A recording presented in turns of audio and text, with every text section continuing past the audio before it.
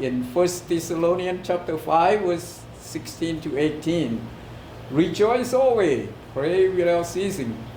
and everything give thanks, for this is the will of God in Christ Jesus for you. ว่าพระคำของพระเจ้าได้เตือนพวกเขาใน1 เทสโลนิกบอกพวกเขาว่านี่จงสมชื่นยินดีอยู่เสมอจงอ้อนวอนอยู่บ่ขาดจงขอบพระคุณในทุกสิ่งเพราะว่านี่แหละเป็นน้ำพระทัยของพระเจ้าซึ่งปรากฏในพระเยซูคริสต์สำหรับเจ้าทั้งหลายดังนั้นพวกเขาจะนมัสการพระเจ้าองค์ยิ่งใหญ่นำกันพระองค์ทรงสมควร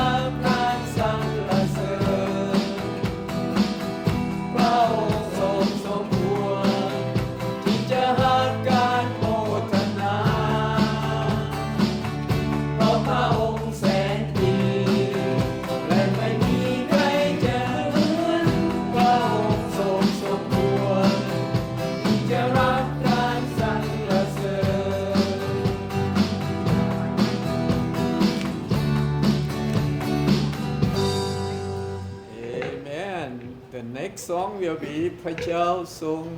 เลี้ยงดูพระเจ้าทรงเลี้ยงดู